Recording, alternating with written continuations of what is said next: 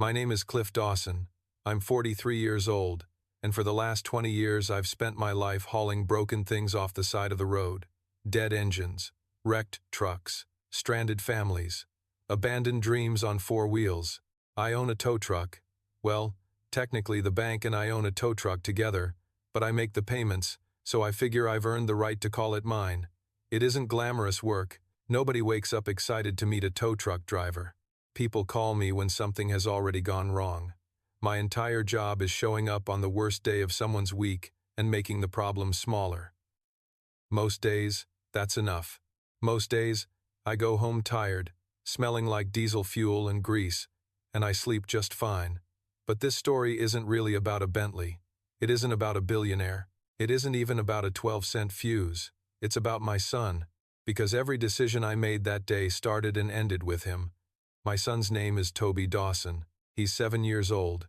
He's got messy brown hair that refuses to stay combed, freckles across his nose, and a laugh so loud it can fill an entire house. He's the kind of kid who tells jokes without punchlines and then laughs so hard at them that everyone else starts laughing too. He loves trucks. Naturally, every Saturday he rides beside me in the tow truck, sitting in his booster seat, narrating traffic like he's broadcasting the Super Bowl. If a pickup truck passes us, he knows the model. If a semi passes us, he wants to know where it's going. If a car breaks down on the shoulder, he asks if we're going to save the day. To him, every tow truck driver is a superhero. To me, he's the reason I get out of bed every morning. 3 years ago, his mother died. An aneurysm. No warning. No second chances.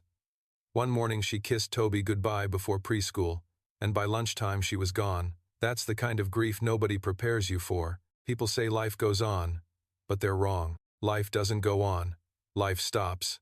Then eventually, somehow, painfully, a different life starts moving again around the edges. For a long time, I was just surviving, keeping food in the refrigerator, paying bills, reading bedtime stories, pretending I knew what I was doing. The truth was, Toby saved me more than I saved him, because when you're raising a little boy who needs breakfast and clean socks and dinosaur books before bed, you don't get the luxury of quitting. He needed me, and because he needed me, I kept going.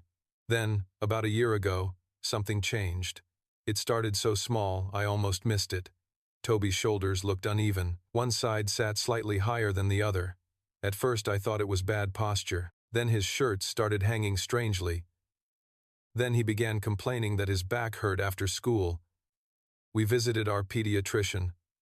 The pediatrician sent us to a specialist.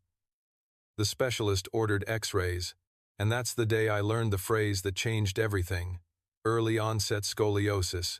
I remember staring at those x-rays while the doctor explained curves and degrees and progression rates. All I could see was my little boy's spine bending where it shouldn't bend. The doctor explained that if it continued worsening, it could eventually affect his lungs, his heart, his entire future. Surgery wasn't recommended. Surgery was necessary. Soon, before things became harder to correct, before permanent damage occurred, before time ran out. Then the insurance company denied the claim. They said it wasn't medically necessary yet. We appealed. Denied again. The doctor appealed. Denied again. 3 separate denials. 3 separate letters explaining why my son apparently wasn't sick enough to deserve help. I spent months living on hold with insurance representatives reading scripts they didn't write and didn't believe. I learned more medical terminology than I ever wanted to know. Cobb angles, progression curves, surgical thresholds, peer-to-peer reviews, medical necessity. I learned every phrase people use when they want to sound helpful without actually helping. Meanwhile, Toby's spine kept curving. Every new x-ray looked worse than the last. The doctor became more concerned. The insurance company remained unimpressed. Eventually I asked what it would cost without insurance. The number felt impossible. The kind of number that doesn't belong in the life of a man who drives a tow truck. I remember sitting at my kitchen table one night after Toby went to sleep, staring at a stack of medical paperwork while a cup of coffee grew cold beside me. I did the math again, then again, then again. Every version ended the same way. Short, way short. I'd already sold most of what I could sell. I had a fundraiser online. Friends helped, family helped, strangers helped. It still wasn't enough. The worst part wasn't the money. The worst part was Toby asking why his back hurt and not having an answer that a 7-year-old could understand, because the truth was ugly. The truth was that grown adults sitting in comfortable offices had decided my son wasn't suffering quite enough yet. You can't tell a child that, so I told him we were working on it. Every night, I told him we were working on it. Then I'd wait until he was asleep and sit in the dark worrying about how much time we had left. That's who I was on the morning everything changed. Exhausted, scared, broke, running out of options. My phone rang just after 7. Dispatch, routine job, luxury vehicle, won't start, transport to dealership, nothing unusual. I accepted the call without even looking at the address. Just another dead car, just another day. I had absolutely no idea that within a few hours I'd be standing in the garage of one of the richest women in America, staring at a silent Bentley worth more than every vehicle I'd ever owned combined. And I definitely had no idea that my son's future was about to become connected to a 12-cent fuse that nobody else had bothered to check. The address led me to a gate. Not a house. Not even a mansion. A gate. The kind that belongs in front of a private resort or the headquarters of a small country. I punched in the access code dispatch had sent, and the gate swung open silently. Then I drove through and immediately realized I was operating in a different tax bracket than the rest of humanity. The driveway alone was longer than the street where I grew up. Perfectly trimmed hedges lined both sides. A fountain sat in the center of a circular garden, so large it could have swallowed my entire front yard. Every inch of the property looked expensive. Not flashy expensive, old money expensive, the kind that doesn't need to prove anything because everyone already knows. As I drove toward the main house, I found myself doing the same thing I'd been doing for months, converting everything into units of Toby's surgery. That fountain? Probably 3 surgeries. Those imported stone walkways? Maybe 2 more. The landscaping? Another surgery. It wasn't envy exactly. It was desperation. When your child needs something you can't afford, every luxury becomes a reminder of the mountain you're trying to climb. I hated thinking that way, but grief and fear don't always bring out the best parts of you. Eventually I reached the garage, and that's when things got strange. The garage itself was larger than most homes. Spotless, climate-controlled, bright enough to perform surgery in, and sitting in the center was a navy blue Bentley. Gorgeous, elegant, completely dead. Around it stood 5 men who looked like they belonged in a luxury car commercial. Crisp shirts, expensive watches, laptops balanced on rolling carts, diagnostic equipment everywhere. The whole scene looked less like a repair job and more like NASA preparing a rocket launch. Nobody noticed me at first. They were too busy arguing. The software shows no fault. The fuel mapping is correct. The ignition sequence is normal. Then why won't it start? Good question. Apparently nobody knew. I climbed out of my truck and watched for a minute. That's something tow truck drivers learn to do. Observe before touching anything. Let people show you what they think the problem is. Half the time, that's more useful than any diagnostic machine. After a few minutes, I realized something. Every single one of those experts had already decided what kind of problem they were dealing with. A sophisticated car. Therefore, a sophisticated failure. They were chasing computer modules, software updates, sensor arrays, and electrical systems so complicated they sounded like spaceship parts. Nobody was looking for anything simple. That's a mistake, because cars don't care how expensive they are. They break for stupid reasons all the time. I once towed a Ferrari because a squirrel had chewed through a wire. Another time, a 6-figure luxury SUV wouldn't start because someone accidentally hit the fuel cutoff switch while vacuuming. Expensive machines fail in embarrassingly ordinary ways, but smart people sometimes struggle with ordinary answers. That's when I heard footsteps behind me. I turned and saw her, Helena Sterling. Even if you've never followed business news, you'd recognize the type immediately. Early 40s, impeccably dressed, confident. The kind of woman who probably signed documents worth more money before breakfast than I'd earn in 5 years. Yet the first thing I noticed wasn't her wealth. It was her face. She looked exhausted, not physically. Emotionally, the way people look when they've been carrying something heavy for too long. She crossed the garage and stopped beside the Bentley. One of the experts immediately launched into another explanation involving diagnostics and system communications. Helena listened politely, then asked the same question everyone else wanted answered. Can it be fixed? Silence. Not encouraging silence. Eventually, one of the men said, "We're still investigating." Helena closed her eyes briefly. Frustration, disappointment, grief. Whatever she was feeling, it was bigger than a car. I didn't know the full story yet, but I knew enough. Then she noticed me. "You're the tow driver?" "Yes, ma'am. You're here to take it to the dealership?" "That's the job." She nodded slowly, then looked back at the Bentley. The silence stretched. Finally, she sighed. 9 days. One of the technicians shifted uncomfortably. Helena continued. 9 days, 5 specialists, and nobody can tell me why it won't start. Another silence. Then, almost to herself, she added, "My father would find this hilarious." That caught my attention. Father. The way she said it. The emotion underneath it. Suddenly things made more sense. This wasn't just transportation. This car mattered. Personally, deeply. The kind of thing people inherit and can't bear to lose because it feels connected to someone they loved. I understood that feeling immediately. After my wife died, I kept her favorite coffee mug in the cabinet for nearly 2 years. Never used it. Never moved it. Just knowing it was there mattered somehow.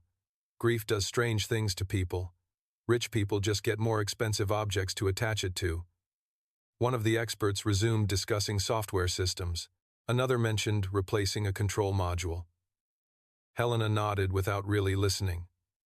That's when I made the mistake that changed everything. "Mind if I take a quick look before I load it?" The garage went completely silent. One technician actually laughed. Another smirked openly. A third didn't even bother hiding his amusement. I couldn't blame them entirely. Here they were, factory-certified specialists with advanced diagnostic equipment, and the tow truck driver in dirty coveralls wanted a turn. From the outside, it probably sounded ridiculous. Helena studied me for a moment. Not laughing, not dismissing me, just studying. "You think you can fix it?" "Probably not." Honest answer. But I've learned it's worth checking the simple things before assuming the complicated ones. One of the technicians rolled his eyes so hard I thought he might injure himself. Helena noticed too. Then, to my surprise, she smiled faintly. The first real smile I'd seen all morning. "Go ahead." Another technician immediately objected. "Miss Sterling," she raised one hand. Silence. Immediate silence. Apparently nobody argued with Helena Sterling twice. Then she looked back at me. "If you start that car, Mr. Dawson." "Cliff Dawson." She nodded. "If you start that car, Mr. Dawson, name your price." The garage grew quiet again. Different this time. Tense. Because suddenly it wasn't a joke anymore. Suddenly there was something real on the table. And standing there thinking about Toby's x-rays taped to my refrigerator, I heard myself say the one thing I never expected to say aloud. "I don't want money." Helena raised an eyebrow. "No?" I swallowed. Hard. "My son needs spine surgery." The entire garage froze. The insurance company denied it 3 times.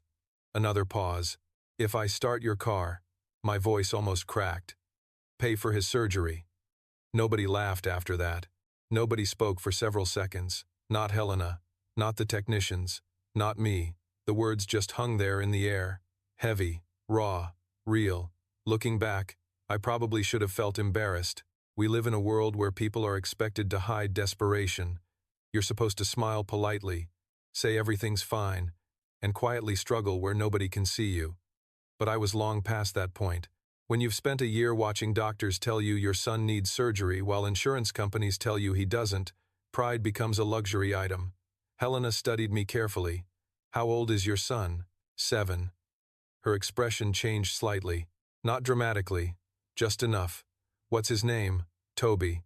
Silence followed. Then she nodded once. "Start the Bentley, and I'll pay every medical bill he has." One of the technicians immediately protested. "Miss Sterling." With respect, Helena never looked away from me. "Every bill." The technician stopped talking, because there was something in her voice that made arguments feel pointless. The garage remained silent. I suddenly became very aware of my heartbeat. Fast, loud, dangerous. Not because I thought I was about to get rich, because I wasn't thinking about money anymore. I was thinking about Toby lying on a hospital bed. Toby asking when his back would stop hurting. Toby pretending to be brave when he was scared. Hope is a terrifying thing when you've spent months trying not to have any. No promises, I said quietly. Helena nodded. Fair. Then she stepped aside. The technicians moved too, though none of them looked happy about it. I couldn't blame them. Imagine spending 9 days diagnosing a luxury vehicle only to watch a tow truck driver walk over with a flashlight and a screwdriver. Nobody enjoys that experience. I approached the Bentley slowly. Beautiful machine, handcrafted interior, twin turbocharged engine, enough technology to probably launch satellites. Yet at the end of the day, it was still a car. Air, fuel, spark, compression. Every engine follows the same basic rules regardless of price tag. The first thing I noticed was how focused everyone had been on computers, diagnostic cables, software systems, electronic modules. The second thing I noticed was what nobody seemed interested in touching anymore. The basics. I opened the hood. One technician sighed dramatically behind me. Another crossed his arms. A third looked at his watch. Fine. Let them. I spent the next few minutes doing something incredibly sophisticated. Looking. That's it. Looking. Mechanics underestimate their eyes sometimes. People trust screens too much. Screens tell you what sensors detect. Your eyes tell you what actually exists. I checked battery connections, wiring harnesses, grounds, fuse boxes. Nothing obvious. Then I noticed a small plastic cover near the secondary electrical system. One corner wasn't seated properly. Tiny detail, easy to miss. I popped it open. Inside sat a row of fuses. Most looked normal. One didn't. The difference was almost invisible. Tiny break, hairline damage, barely noticeable. I frowned. Maybe, maybe not. One of the technicians noticed where I was looking and laughed. We checked those. I nodded. Probably. Another laugh. Definitely. Fair enough. Yet something bothered me. The fuse looked wrong. Not blown dramatically. Not burned. Just wrong. I pulled it out. 12 cents. Maybe 15. Depends where you buy them. I held it toward the light. The tiny metal strip inside was fractured, not completely failed. Just enough to create intermittent problems. Exactly the kind of failure that drives people insane because it doesn't behave consistently. One technician stepped closer. No way. Another moved beside him. Then another. Suddenly nobody was laughing anymore. I looked toward Helena. She stood perfectly still, watching, hoping, trying very hard not to hope too much. I understood. I'd been living in that exact emotional space for a year. I reached into my toolbox, found a matching fuse, and slid it into place. The entire garage seemed to stop breathing. One fuse, 12 cents. 9 days of diagnostics, 5 specialists, one tiny piece of metal. I closed the cover, wiped my hands, then walked around to the driver's side. Moment of truth, I said. Nobody answered. I sat down and inserted the key. My hand hesitated for a second, because suddenly this wasn't about a car anymore. It was about Toby, about surgery, about possibilities I'd stopped allowing myself to imagine. Then I turned the key. The Bentley roared to life instantly. Not sputtered, not struggled. Roared. Smooth, powerful, perfect. The sound echoed through the garage. For 1 second, nobody moved. Nobody spoke. Nobody seemed capable of processing what had just happened. Then absolute chaos erupted. Technicians rushed forward. One stared at diagnostic readings. Another checked systems. A third just stood there looking personally offended by reality. The engine continued purring quietly, healthy, alive, fixed. Helena didn't move. She simply stood there staring at the Bentley, then at me, then back at the Bentley, like she wasn't entirely sure either one was real. Finally, she walked forward. Slowly, deliberately. "A fuse?" she asked. I nodded. "Looks like it." Silence. "A fuse." "Yes, ma'am." Another silence. Then, Unexpectedly, Helena started laughing. Not politely, not professionally, genuine laughter. The kind people release when stress finally lets go of their throat. She laughed until tears appeared in her eyes. Nobody else joined her.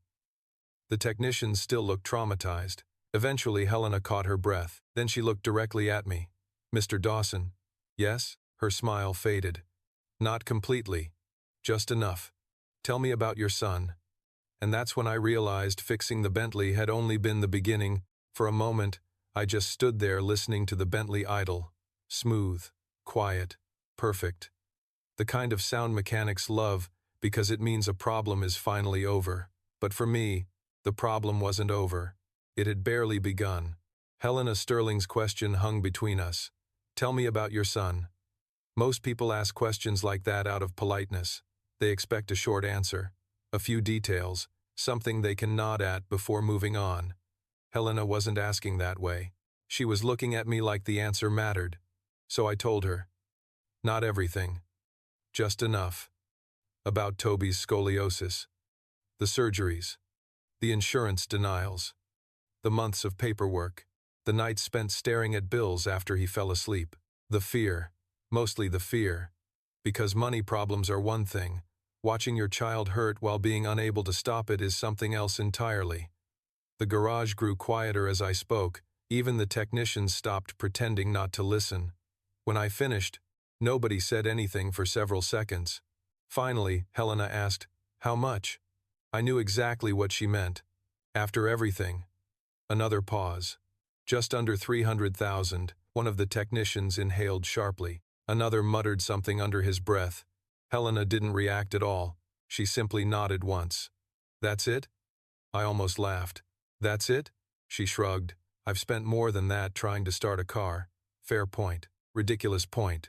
But fair. Then she reached into her handbag, removed a business card, and handed it to me.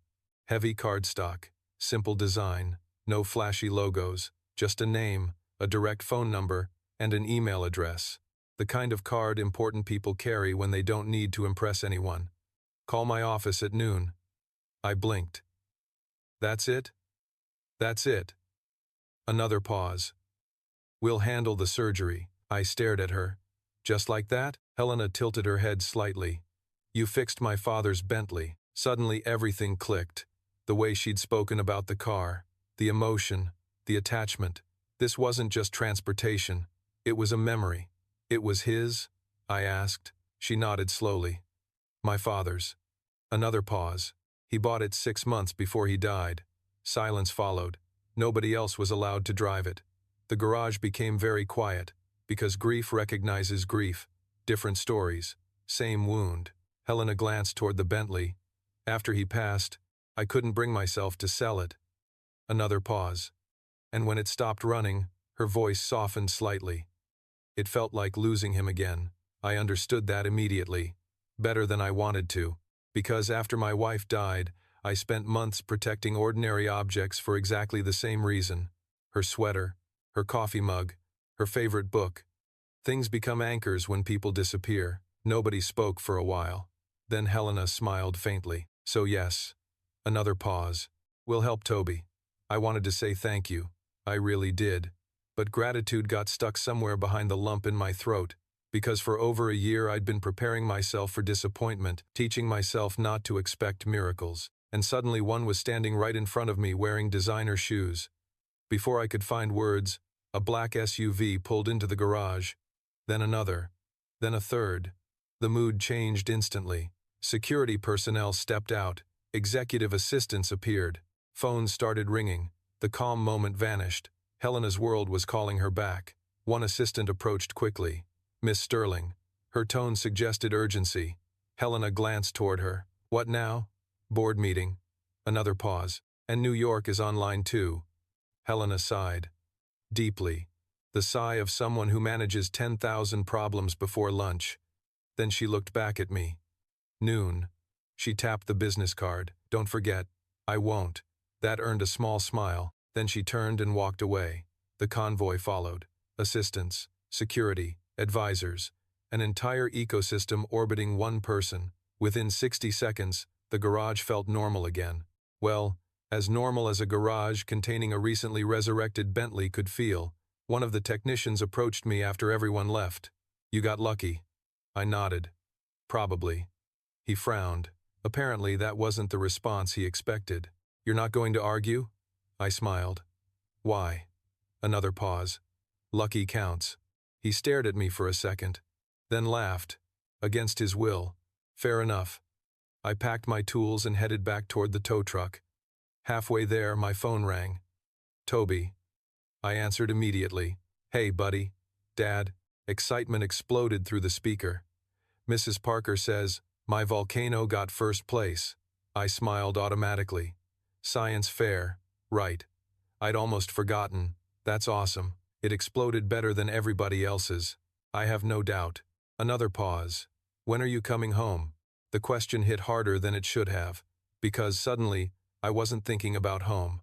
I was thinking about hospitals, surgery, possibilities, futures, things I hadn't allowed myself to imagine.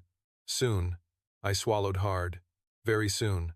After we hung up, I sat in the driver's seat for a long moment, staring at Helena's business card. Noon. 4 hours away. 4 hours between the life I'd been living and whatever came next. I should have felt hopeful. Instead, I felt terrified, because hope creates something new to lose. And life had taught me not to trust good news too quickly. Unfortunately, my instincts were right. Because at exactly 11:47 a.m., 13 minutes before I was supposed to call Helena's office, someone else made a phone call first. And that phone call was about to put Toby's surgery in serious jeopardy. At 11:47 a.m., I was sitting inside a diner 3 miles from Helena Sterling's estate, staring at a cup of coffee I had no intention of drinking. My hands wouldn't stop shaking, not dramatically, just enough to annoy me. I kept checking the time every 30 seconds. 11:48, 11:49, 11:50. 4 hours earlier, I'd been a tow truck driver with no answers. Now I was 13 minutes away from a phone call that might change my son's entire future. Then my phone rang. Unknown number. Normally, I ignore unknown numbers. That day, I answered immediately. Cliff Dawson. Silence. Then a man's voice. Calm. Professional. Expensive. Mr. Dawson. Every instinct I possessed immediately disliked him. "Who's this?" Another pause. "My name is Victor Lang." Didn't mean anything to me. Yet, okay. I represent Sterling Global Holdings. Suddenly I sat up straighter. "Helena's company. What can I do for you?" Silence followed. Then came the sentence that changed everything. "I'd like to discuss the Bentley." My stomach tightened. "What about it?" Another pause. "Specifically, the arrangement you made with Miss Sterling." Alarm bells started ringing immediately. Loud ones. Victor continued. "There appears to be some confusion." Confusion. Corporate people love that word. It's what they say when they want to cancel something without admitting they're canceling it. "What kind of confusion?" Silence. Then, Miss Sterling made an emotional commitment. I already hated where this was going. "Your point?" Victor's voice remained perfectly polite, perfectly cold. $300,000 is a significant expenditure. Another pause. One that normally requires approval. There it was. I leaned back in my chair and closed my eyes. Of course. Of course it couldn't be simple. Of course there had to be paperwork. Committees. Approvals. Policies. The universe rarely hands out miracles without attaching complications. "She owns the company." The words slipped out before I could stop them. Victor chuckled softly. Technically. Another word corporate people weaponize. "What are you saying?" Silence. Then the answer. "I'm saying the board may have concerns." The board. Wonderful. Apparently my son's spine had become a discussion topic for wealthy strangers. The agreement wasn't formalized. Another pause. "Nothing has been approved." I stared out the diner window. Cars passed. People walked by. Ordinary lives continuing normally while mine felt like it was hanging over a cliff. "So you're calling to tell me she's backing out?" Victor was quiet for a moment. "I'm calling to tell you not to get your hopes up." Then he hung up. Just like that. No goodbye. No apology. Nothing. I sat there for a long time staring at the phone. 11:55. 5 minutes until noon. 5 minutes until hope either lived or died. The waitress refilled my coffee. I hadn't touched the first cup. "Everything okay, honey?" she asked. I almost laughed. No idea. Fair answer. At exactly noon, I called the number on Helena's card. It rang once. Twice. Then someone answered. "Office of Helena Sterling. This is Cliff Dawson." Immediate response. "One moment, please. No hold music. No waiting." 30 seconds later, Helena herself picked up. "Mr. Dawson." Relief flooded through me so fast it almost hurt. "Hi." Silence followed. Then she asked a strange question. "Did Victor Lang call you?" My stomach dropped. "Yeah." Another pause. "You know about that?" Helena laughed once. No humor. No warmth. "Oh, I know." Something in her tone made me sit up straighter. "What's going on?" Silence. Then she answered honestly. "The board is unhappy." Of course they were. Because of Toby? Another pause. "Because of me." That surprised me, Helena continued. "Some people think I make too many personal decisions." Another pause. "Some people think compassion is bad business." I didn't know what to say to that. Fortunately, Helena did. "They're wrong." Simple. Direct. Absolute. The kind of confidence that explains how someone becomes a billionaire in the first place. Then she surprised me. "Can you come downtown? Now? Now?" Another pause. "Bring Toby's medical records." My heart started pounding. Why? Silence. Then, because if certain members of my board want a discussion. Another pause. "They're going to have one." 45 minutes later, I found myself walking into the headquarters of Sterling Global Holdings. Glass. Steel. Marble. Money. The building looked like someone had designed a monument to success and then added more money just to be safe. I carried a folder containing every medical record, insurance denial, X-ray, and specialist recommendation connected to Toby. The folder felt heavier than it should have. Security escorted me upstairs. Executive floor, corner office, floor-to-ceiling windows overlooking half the city. Helena stood beside the glass waiting for me. She looked calm. Too calm. The kind of calm people get right before a fight. "Thank you for coming. You said bring records." She nodded. "Good." Another pause. "We're going to need them." Before I could ask what that meant, the office doors opened. 6 people entered. Expensive suits. Expensive watches. Expensive opinions. Board members. Wonderful. Helena gestured toward the conference table. "Have a seat." I looked at her, then at them, then back at her. "I'm a tow truck driver." Helena smiled faintly. "Today you're also the reason we're having this meeting." That wasn't reassuring. One of the board members immediately spoke. Silver hair. Perfect suit. Perfectly irritated expression. "Miss Sterling, this is highly irregular." Helena sat down. "So is spending 9 days failing to replace a fuse." The room went silent. I nearly choked. Apparently she wasn't in a diplomatic mood. Good. Neither was I. What happened over the next hour would determine whether Toby received his surgery, but it would also reveal something far more important. Because hidden beneath all the arguments about money, policy, and procedure was a secret about Helena Sterling herself, a secret she had spent years hiding from everyone.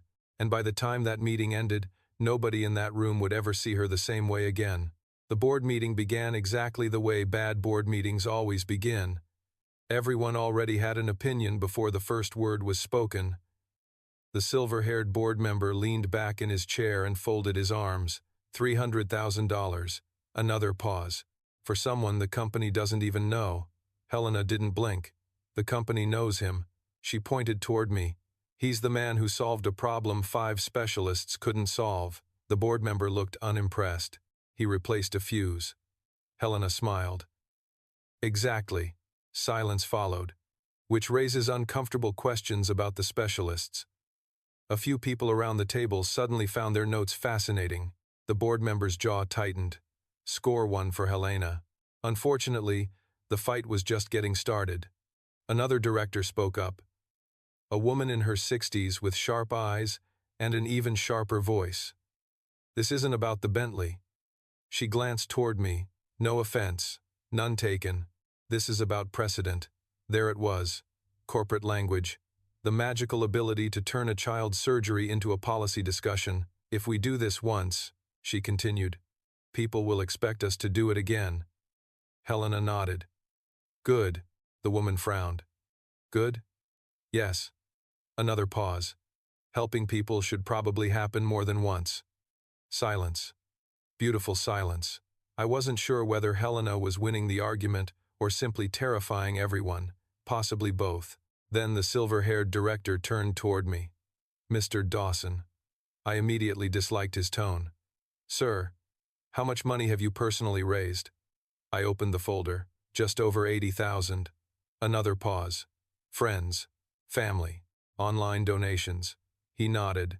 And the rest? Not enough. Silence followed. Then he asked the question that made the entire room colder. Why should this company pay for your son's surgery? Straight to the point. Fair enough. I thought about it for a second, then answered honestly. It shouldn't. The room froze. The board member blinked. What? It shouldn't. Another pause. Your company doesn't owe me anything. Complete silence. I continued. My son isn't your responsibility. Another pause. He's mine. The board members exchanged glances. They hadn't expected that answer. Honestly, neither had I. The silver-haired director leaned forward. Then why are you here? Good question. I looked toward Helena, then back at him, because she invited me. Silence. And because somebody asked me to bring the records, I tapped the folder. So I did.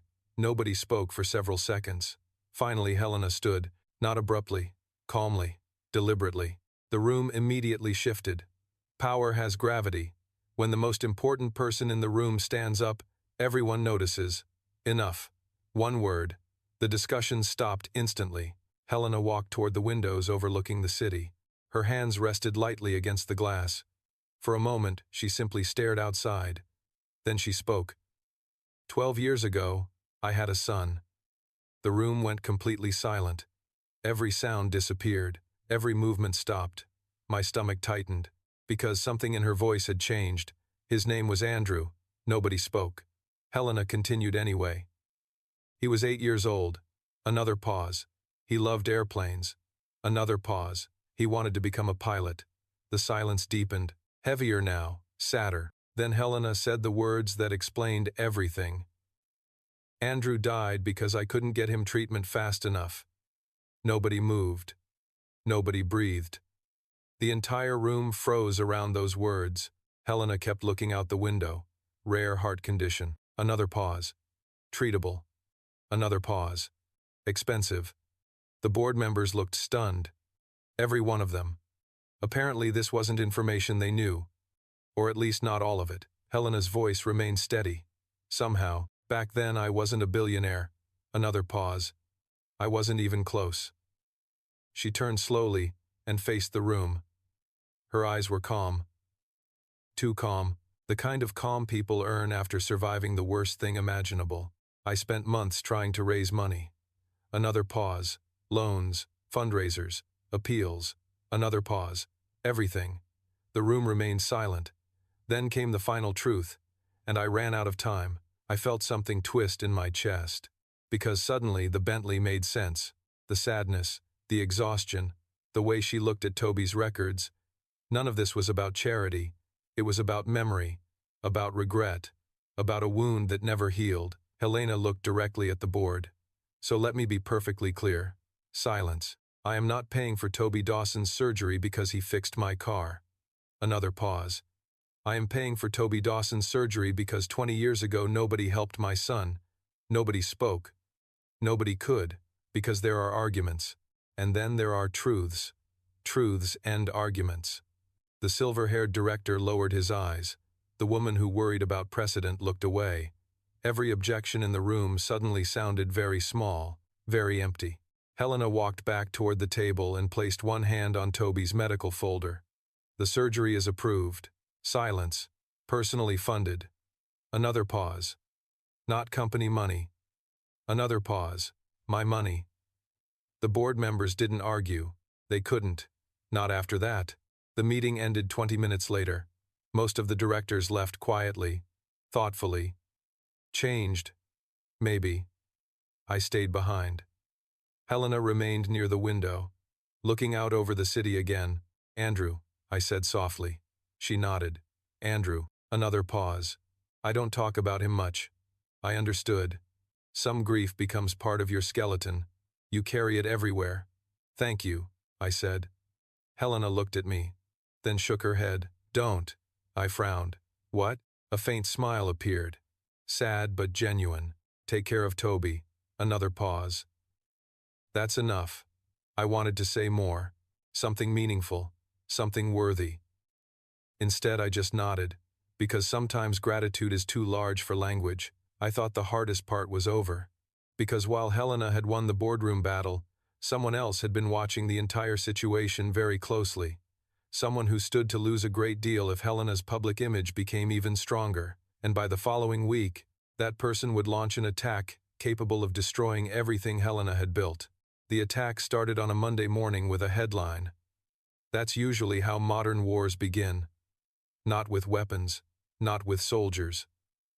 With headlines. I was sitting at my kitchen table helping Toby build a cardboard dinosaur fortress when my phone exploded with notifications, messages, calls, emails, social media alerts. For a brief moment, I thought something had happened to the surgery. My heart nearly stopped. Then I opened the first article. Billionaire CEO accused of buying publicity with child surgery. I stared at the screen, then read it again. Then a third time because surely nobody could write something that's stupid and publish it. Unfortunately, somebody had. The article claimed Helena Sterling had orchestrated the entire Bentley incident to improve her public image. According to the writer, the broken Bentley, the tow truck driver, the surgery, and even the board meeting were all part of some elaborate publicity campaign. It was nonsense. Complete nonsense. Yet the internet loves nonsense when it's wrapped in outrage. Toby looked up from his dinosaur fortress. "Dad?" I immediately put the phone face down. "Nothing." He narrowed his eyes suspiciously. 7-year-olds know when adults are lying. "You made the face." "What face?" "The worried face." "Smart kid. Unfortunate timing." Before I could answer, the phone rang again. "Helena." I stepped into the kitchen and answered immediately. "You saw it?" she asked. Hard to miss. Silence followed. Then a tired sigh. "I'm sorry." I frowned. "Why are you apologizing?" Another pause. "Because you're being dragged into this." I looked through the doorway at Toby, carefully positioning a plastic dinosaur on top of a cardboard tower.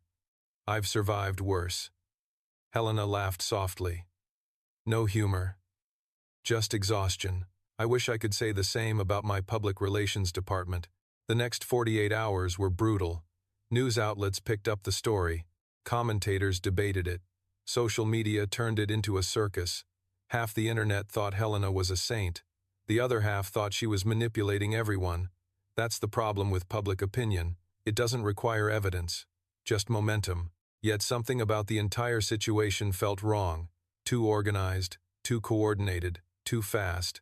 People weren't discovering the story. Someone was feeding it to them. The realization hit me Wednesday afternoon while I was replacing a transmission hose on a delivery truck. I recognized one of the names quoted in multiple articles, not because he was famous, because I'd seen him before. Victor Lang. Helena's boardroom problem. The man who called me before the meeting. My stomach tightened immediately. That night, I drove downtown and met Helena at a quiet restaurant. No reporters, no cameras, just two exhausted people hiding in a corner booth. The moment I sat down, I said, "Victor." Helena looked up sharply. "What about him?" "He's involved." Silence followed. Then she leaned back slowly. "Why?" I explained the phone call. Every detail, every word, every implication. By the time I finished, Helena looked less surprised than I expected. "That makes sense." "It does?" She nodded. "Victor worked for my former chief financial officer." Another pause. "The same CFO who wanted my position." Ah. There it was, the missing piece. Money, power, ambition. Those three things explain most bad decisions. "You think they're behind this?" Helena didn't answer immediately. Then she said something interesting. "I think they're making a mistake." The next morning, she proved it. Instead of denying the accusations, Helena released every document connected to Toby's surgery. Every email, every payment, every approval. Complete transparency. Nothing hidden, nothing edited. The public response was immediate. Because facts are stubborn things, the records showed exactly what happened. A broken Bentley, a desperate father, a promise, a fulfilled promise. Nothing more, nothing less. By Friday afternoon, the narrative started changing. Journalists began asking different questions. Not about Helena, about who leaked the story, about who benefited, about who kept pushing it. That's when Victor Lang made his fatal mistake. He gave an interview. Arrogant people always do eventually. They become convinced they're the smartest person in the room. During the interview, Victor accidentally referenced details that had never been made public. Specific details. Internal details. Information only someone inside the situation could know. Reporters noticed immediately. By evening, investigative journalists were digging through financial records, consulting contracts, and communication logs. Saturday morning brought the first bombshell. Victor had been receiving payments from a private investment group, an investment group secretly controlled by Helena's former CFO, Martin Cross, the same man who wanted her company, the same man who stood to gain if her reputation collapsed. By Sunday, the story had completely reversed. Headlines changed overnight. Executive smear campaign exposed. Secret payments linked to attack on CEO. Former CFO under investigation. I expected Helena to celebrate. She didn't. When I called her Sunday evening, she sounded almost sad. "What's wrong?" I asked. Silence. Then, "I used to trust him." Martin Cross, the former CFO, another person she'd believed in. Another betrayal. Success attracts many things. Loyalty isn't always one of them. People surprise you, I said. Helena laughed softly. Some do. Another pause. Some save your son's future with a 12-cent fuse. I smiled despite myself. For a moment, neither of us spoke. Then Toby ran into the room holding a toy truck over his head like he'd won a championship trophy. "Dad, look!" I laughed. "What's up?" "It works again." He grinned proudly. "I fixed it." Helena heard him through the phone. Did he really? Probably. Another pause. Runs in the family. That earned a real laugh from her. The first genuine one I'd heard in days. And hearing it made me realize something. Somewhere between the Bentley, the surgery, the boardroom battles, and the headlines, Helena Sterling had become more than a stranger who helped my son. She had become someone I genuinely cared about. What I didn't realize was that Toby had already figured that out weeks earlier. And children, unfortunately, are rarely subtle when they decide to do something about it. Looking back, there were warning signs. Lots of them. The problem was that neither Helena nor I recognized them because we were distracted by adult problems. Board meetings, reporters, medical paperwork, surgery schedules. Meanwhile, Toby was quietly conducting an operation of his own. An operation that should have concerned me far more than it did. It started with questions. Endless questions. Children are naturally curious, but Toby suddenly became interested in very specific topics. "Dad? Yeah, buddy? Do billionaires like pizza?" I glanced up from a stack of insurance forms. Probably. He considered this. Even fancy billionaires? Especially fancy billionaires. Toby nodded thoughtfully and walked away. At the time, I thought nothing of it. Huge mistake. 2 days later, another question. "Dad? What? If somebody helps your family, are they family?" I frowned. "Depends. On what?" "Good question. I don't know." Another pause. "Maybe on whether they stay." Toby seemed satisfied with that answer. Unfortunately, I should have been terrified. Because when 7-year-olds stop asking random questions and start gathering evidence, something is coming. I just didn't know what. The surgery date was finally scheduled for 3 weeks later. For the first time in over a year, we had a plan. A real plan. The relief was overwhelming. Every doctor appointment suddenly felt different. Every conversation carried hope instead of uncertainty. Toby handled it all better than I did, which wasn't surprising. Children often show more courage than adults because they haven't learned all the reasons they should be afraid yet. One afternoon, Helena joined us at the hospital for a pre-surgical consultation. Watching her walk through those hallways was surreal. Nurses recognized her immediately. Administrators definitely recognized her. Yet she somehow managed to make the entire visit about Toby. Not herself, not her company, not the publicity. Toby loved that. By the end of the appointment, he was happily explaining dinosaur facts while Helena listened with the serious concentration of someone receiving classified military intelligence. "Did you know a T-Rex couldn't clap?" Toby announced. Helena blinked. "Why?" "Tiny arms." He demonstrated dramatically. Helena laughed. "That does seem inconvenient." "Very." The surgeon eventually entered and began explaining procedures, recovery timelines, risks, and expectations. Important information, necessary information, terrifying information.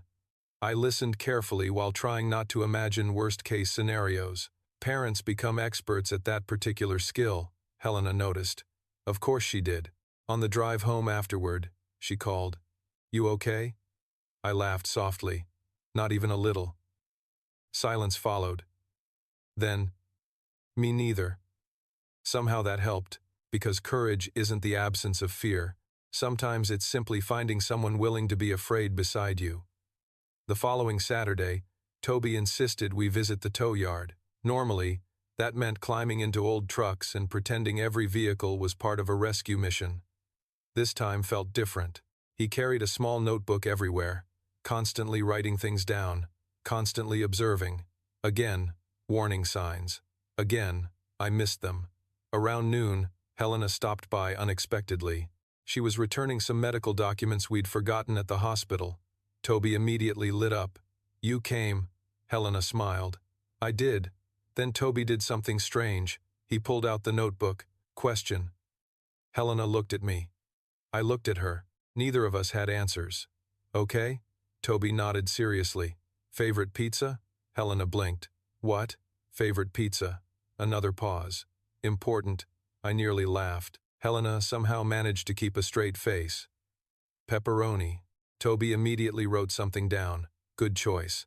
Then he walked away. Helena stared after him. "Should I be worried?" "Absolutely." She laughed. "About what?" "No idea." Another mistake.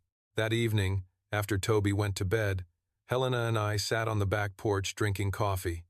The weather was cool, quiet, peaceful. For the first time in months, neither of us had an emergency to manage. No board members, no reporters, no broken Bentleys, just silence. Comfortable silence. "He's excited," Helena said softly. "About the surgery?" I asked. She nodded. "About everything." Another pause. "He talks about the future now." The words hit harder than I expected, because she was right. Before, Toby had asked questions about tomorrow. Now he asked questions about next year. Summer vacations, baseball games, learning to drive a tow truck someday. Things children only plan when they believe they'll get the chance to do them. "Yeah." My voice came out quieter than intended. Helena smiled into her coffee. "That's a nice thing to hear." We sat quietly for a while. Then she surprised me. "Andrew used to do that." Silence followed. "Plan things." Another pause. "Huge, ridiculous plans." I looked toward her. "Like what?" She laughed softly. Real laughter. Warm. Sad. Beautiful. At one point he wanted to build an airport in our backyard. I smiled. "Ambitious." "Very." Another pause. He already had maps. For a moment, neither of us spoke. Grief has a way of sitting beside happy memories, not ruining them, just sharing the space. Eventually, Helena looked toward the stars. He would have liked Toby. Toby would have liked him. She nodded slowly, then smiled. Probably would have started an airline together. I laughed. With dinosaur-themed airplanes. Obviously. For the first time in a long while, neither of us felt sad. Just grateful. Grateful for memories. Grateful for second chances. Grateful for the people still sitting beside us. What we didn't know was that, upstairs, Toby was still awake, and that little notebook was nearly full. Because while Helena and I were busy navigating complicated adult emotions, A 7-year-old boy was putting the finishing touches on a plan, a very detailed plan, one that involved pizza preferences, witness statements, photographs, and what he called important evidence. And before his surgery day arrived, he intended to present all of it. The presentation took place 3 days before Toby's surgery, which, in hindsight, explains a lot. Most children react to major surgery by feeling nervous. Toby responded by organizing what can only be described as a formal investigation. It happened on a Tuesday evening. Helena and I were sitting in the hospital cafeteria reviewing paperwork while Toby finished a final round of imaging upstairs. We were tired, exhausted, really, the kind of tired that settles into your bones. The surgery was finally happening, but now we had to face the reality of it. Hope had gotten us this far. Fear had caught up. Neither of us noticed Toby disappear after his appointment. That was mistake number 1. Mistake number 2 was assuming the nurses would stop him if he looked determined. They wouldn't. Everyone loved Toby. By 6 o'clock, a pediatric nurse appeared beside our table trying very hard not to laugh. "Mr. Dawson?" I looked up. "Yeah? Your son is requesting your presence." I frowned. "Requesting?" The nurse nodded. "Apparently attendance is mandatory." Helena immediately covered her face with one hand. "Oh no." The nurse pointed toward one of the family conference rooms. "He's waiting." We followed her down the hallway. As we approached, I noticed something alarming. There were people inside. Lots of people. Nurses, therapists, receptionists, even Toby's surgeon. Wonderful. Just wonderful. The moment we entered, Toby stood up. He was wearing hospital pajamas and holding a clipboard. A clipboard. Every parent knows a clipboard in a child's hands is dangerous. "Good," he announced. "Everybody here." Helena looked at me. "This is your fault." "How?" "Genetics. Fair point." Toby cleared his throat dramatically. "Meeting start now." Nobody argued, mostly because everyone was trying not to laugh. He stood beside a whiteboard covered in photographs, notes, and colored markers. My stomach immediately dropped. "Evidence. Lots of evidence." "Toby," I began. He held up one hand. Questions later. The confidence was terrifying. Then he pointed to the board. Exhibit A. A photograph appeared. Helena and me sitting at the hospital cafeteria. Exhibit B. Another photo. Helena visiting the tow yard. Exhibit C. Another. Helena helping him with homework during one of his physical therapy appointments. The room was already losing control. Several nurses were openly laughing. Toby remained completely serious. Pattern. He circled multiple photographs with a red marker. Same people, many times. Helena looked ready to disappear into another dimension. The surgeon was enjoying this far too much. Then Toby flipped to another page. Witness statements. I groaned. Actual witness statements. Janet from Helena's office had apparently contributed. So had my neighbor. One of the nurses had provided observations. Even the hospital receptionist had somehow become involved. The conspiracy was larger than expected. "Toby," Helena said carefully, "what exactly are you doing?" He looked genuinely surprised by the question. "Presenting evidence." "Obviously." Then he held up his notebook. The notebook. The mysterious notebook. Research. Of course. Every strange question from the past month suddenly made sense. Favorite pizza. Favorite movies. Favorite colors.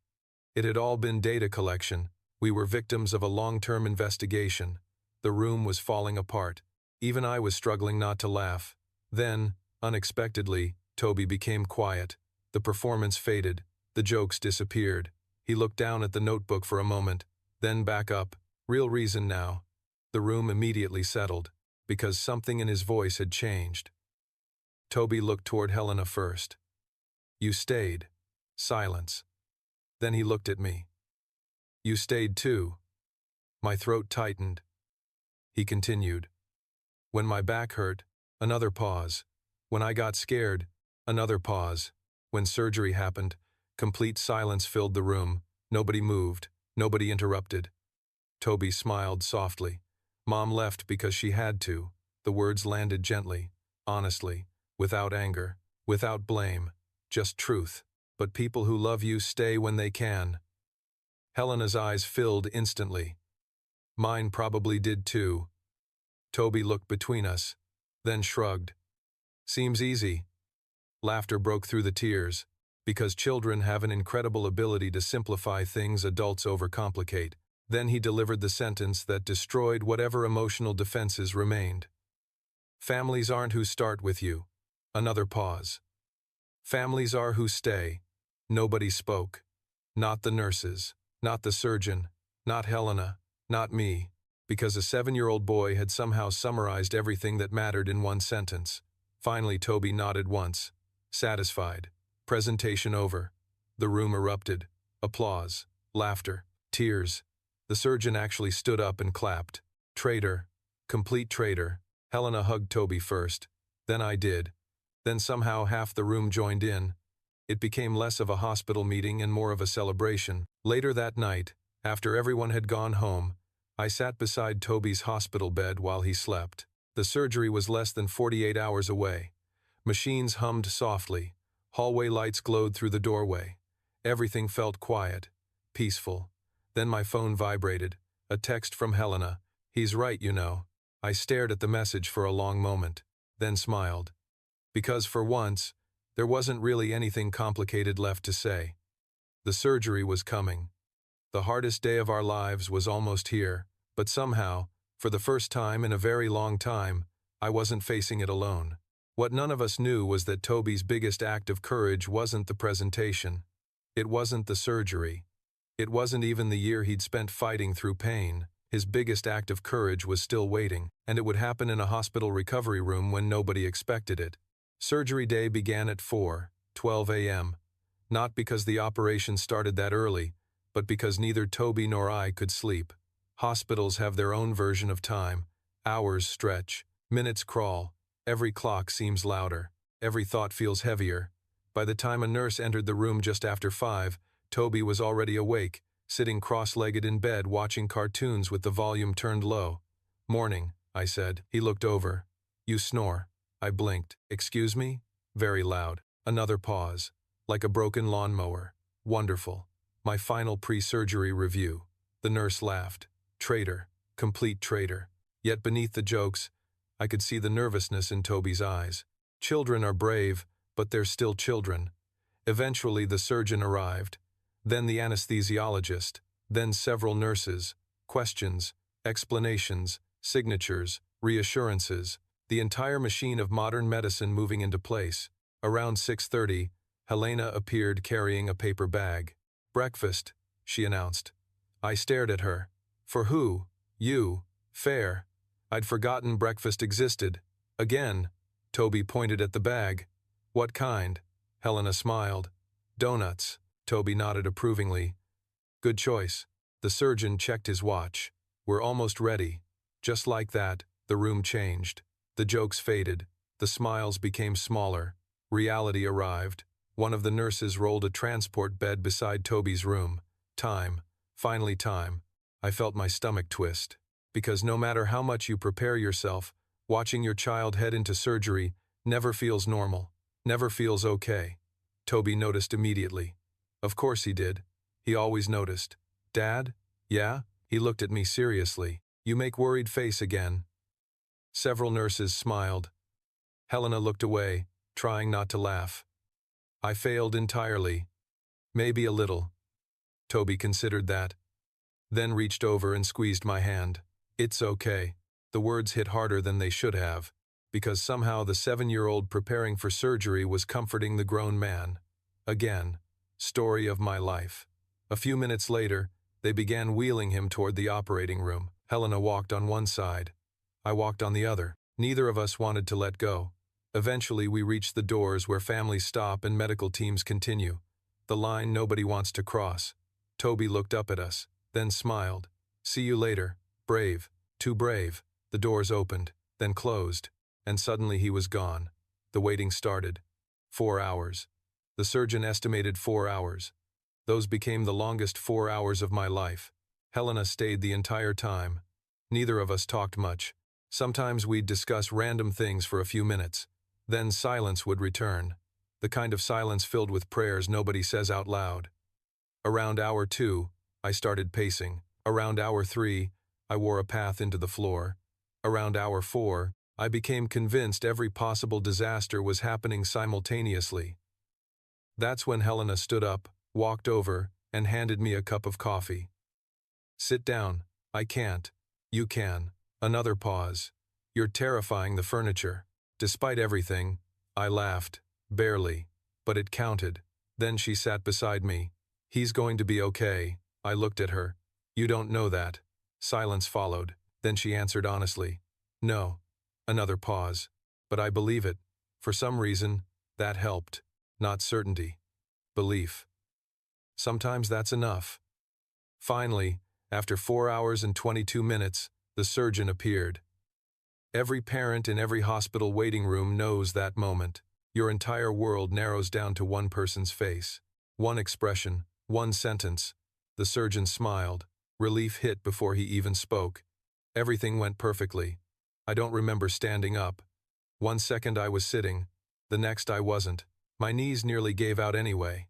The surgeon continued talking. Corrective alignment. Stabilization. Excellent outcome. Strong prognosis. Wonderful words. Beautiful words. I barely heard any of them, because all I could think was, "He's okay." Helena hugged me before I even realized it was happening. Neither of us cared. Not one bit. An hour later, they finally let us see him. Toby looked tiny in the recovery bed, pale, exhausted, wrapped in blankets. Machines beeped softly around him. For a terrifying second, he didn't move. Then his eyes opened slightly. "Hey, buddy." His gaze found mine. Then Helena. Then me again. Slowly, painfully, he smiled. "Good news." My throat tightened. "What's that?" Another pause. His voice sounded rough from anesthesia. "Back fixed." Helena immediately started crying. So did I, honestly. Toby looked mildly confused by the reaction. Then he noticed Helena. "You crying?" She laughed through tears. "Maybe." He nodded thoughtfully. "Okay." Then came the moment nobody expected. Toby looked toward Helena and held out one hand. She took it immediately. Then he looked toward me and grabbed my hand too. For several seconds he just lay there holding both. Quiet, peaceful, safe. Finally, he whispered something so softly, I almost missed it. "Told you." Helena blinked. "Told us what?" Toby smiled sleepily. "Family stays." Silence filled the recovery room. Complete silence. Because once again, the smallest person in the room understood everything better than the rest of us. And as I sat there, holding it was the beginning of a new one. High sunlight poured through the hospital window. I realized the surgery wasn't the ending of our story. It was the beginning of a new one. One where Toby could finally stop worrying about pain. One where he could start planning years instead of months. One where all of us finally had permission to hope. What I didn't realize was that Toby already had another plan in motion. A much bigger one. And before the year was over, he was going to make sure nobody in our little family ever had to wonder where they belonged again. Recovery is a strange thing. Movies make it look dramatic. Inspirational music. Fast-forward montages. One brave smile and suddenly everything is better. Real recovery is slower, messier. It happens one careful step at a time. One painful movement. One difficult morning. One tiny victory that nobody outside the family would even notice. 3 weeks after surgery, Toby took his first walk around the block. It wasn't far. Maybe 200 yards. We moved slowly, very slowly. Halfway through, he announced that old people walked faster than he did. I pointed out that he technically qualified as old people at the moment. He informed me that this was rude. Fair point. Yet every step felt like a miracle, because for the first time in over a year, he wasn't walking with pain. The difference showed up everywhere. He laughed more, slept better, started talking about baseball season again, about riding in the tow truck, about summer vacation, future plans, normal kid plans, the kind I'd almost forgotten how much I missed hearing. Helena noticed too. One Saturday afternoon, she joined us at a local park while Toby tested his newly restored ability to climb absolutely everything. Parents nearby recognized her occasionally.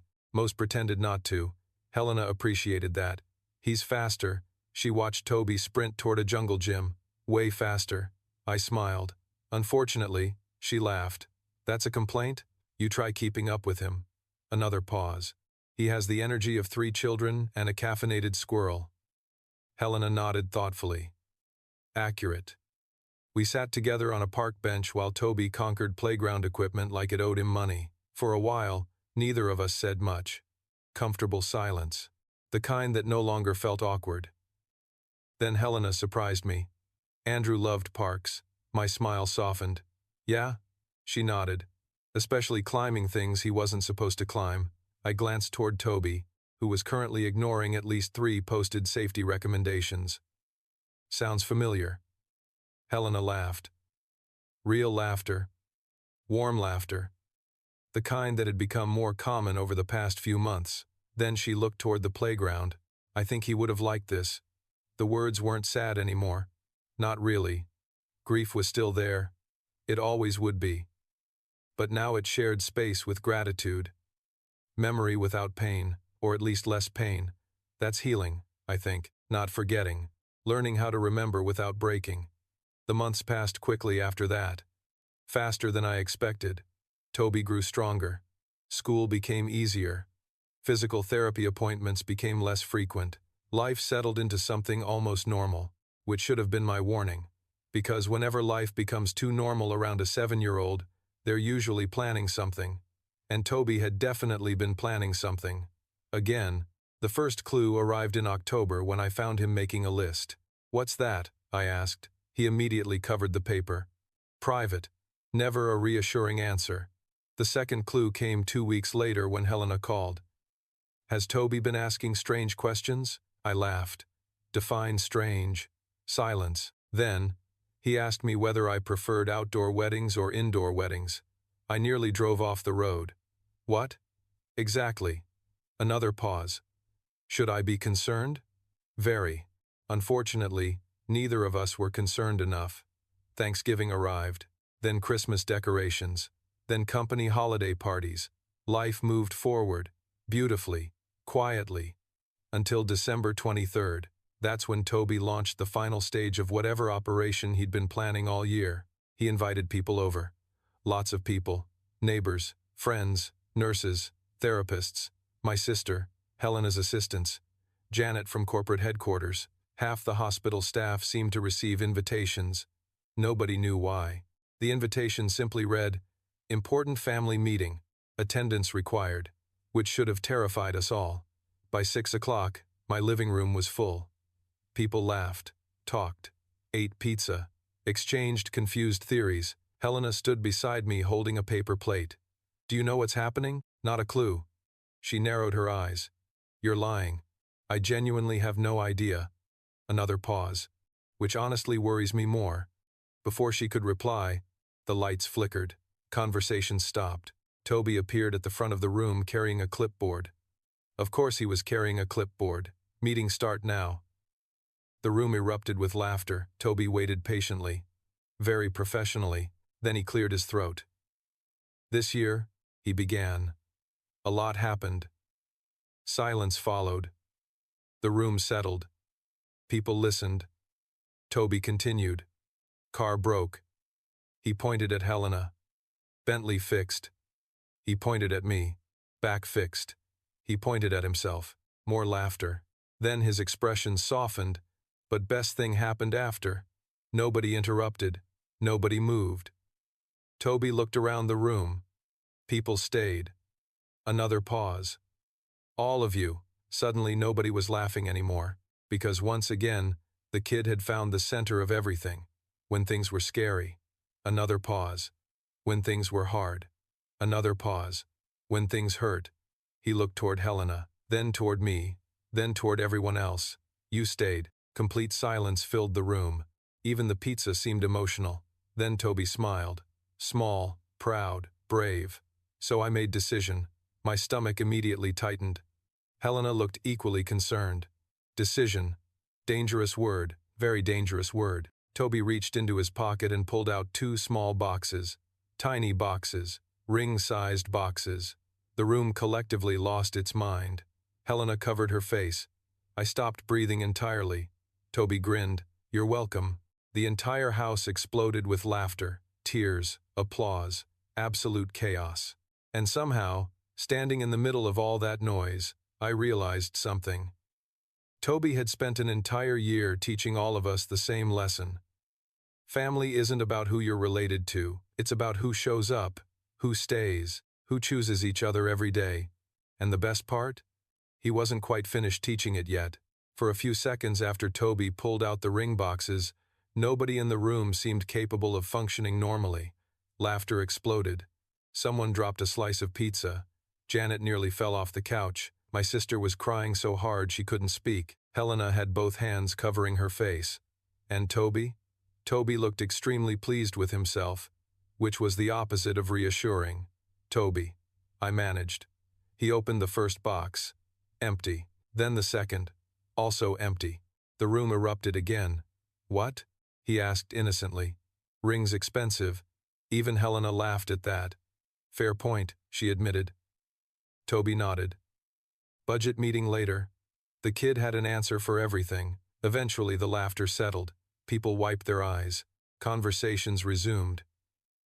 Yet something had changed. Not because of the boxes. Not because of the joke. Because everybody in that room knew Toby wasn't really talking about rings. He was talking about belonging. About family. About the people who had chosen one another through an impossible year. Later that evening, after the guests left and the house finally grew quiet, Toby fell asleep on the couch with a blanket wrapped around him and a half-finished Christmas cookie in his hand. A perfectly normal 7-year-old ending to a completely abnormal day. Helena and I stood in the kitchen loading dishes into the dishwasher. Neither of us seemed in any hurry to leave. "Well," she said softly. "That happened." I laughed. "Yeah." Another pause. "Should we be concerned?" Helena smiled. "About Toby? Always." That earned a genuine laugh. Then silence settled between us. Comfortable. Familiar. The kind of silence that only exists when people no longer feel obligated to fill every moment with words. Finally, Helena looked toward the living room where Toby slept. "He's happy." The words were simple, yet they carried the weight of everything we'd survived. The surgery, the fear, the waiting, the uncertainty, all of it. I nodded slowly. "Yeah." Another pause. "He really is." Helena leaned lightly against the counter. "You know what I realized recently?" "What's that?" She smiled faintly. "For the first time in years, I stopped expecting something bad to happen." Silence followed. Because I understood exactly what she meant. Grief changes people. Loss teaches you to wait for disaster, to assume happiness is temporary, to prepare yourself for the next phone call, the next diagnosis, the next goodbye. Learning how to trust joy again takes courage. Sometimes more courage than surviving the tragedy itself. I looked toward Toby, then back at Helena. "I think he'd be proud of you." Her eyes softened immediately. "Andrew?" I nodded. Helena looked down for a moment, then smiled. Small, emotional, real. "I hope so." Christmas morning arrived with snow. Actual snow. Not the disappointing kind that melts before breakfast. Real snow. Thick enough to cover rooftops and transform the neighborhood into a holiday postcard.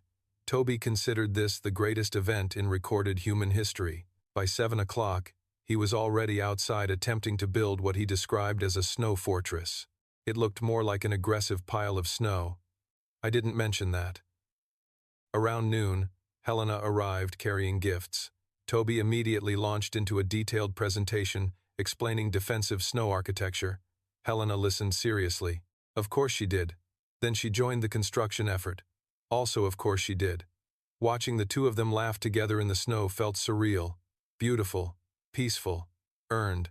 Later that afternoon, after Toby finally exhausted himself and collapsed on the couch, Helena and I sat on the back porch with mugs of coffee warming our hands. Snow drifted quietly across the yard. The world seemed impossibly still. "Do you ever think about how close we came?" I asked. Helena looked toward me. "To what?" I stared into the yard. Missing all this, silence followed. Because we both knew what I meant. One denied surgery, one missed diagnosis, one broken promise, one different decision. Life changes on tiny hinges. Helena thought about that for a long moment, then nodded. Every day. Another pause. That's why I don't take it for granted. We sat quietly for a while. Then she smiled. Although I still can't believe it was a fuse. I laughed. 12 cents. She shook her head. 9 days. 5 specialists. 12 cents. We both laughed. The sound carried out across the snow-covered yard. Warm, easy, home. 1 year later, Toby's recovery exceeded every expectation. His spine stabilized beautifully. His doctors were thrilled. His future looked bright. He returned to baseball, returned to climbing things he shouldn't climb, returned to being exactly the energetic little boy he was always supposed to be. Helena expanded the charitable foundation she quietly funded and began helping families facing the same impossible medical barriers Toby once faced. Hundreds of children received treatment, then thousands. She never made a big announcement about it. She just did the work. Ethan wasn't part of this story. Andrew never returned. My wife never came back. Some losses remain losses. Some empty chairs stay empty forever. But life has a strange way of building new things around broken places. Not replacements. Never replacements. Something different. Something unexpected. Something beautiful. As for me, I still drive a tow truck. I still rescue stranded families and haul broken vehicles across town. Most days are ordinary. And after everything that happened, I've learned ordinary is a gift. People sometimes ask me if I believe in miracles. I usually tell them no. Miracles sound too dramatic, too magical. The truth is simpler. A little boy needed surgery. A woman remembered what it felt like to lose a child.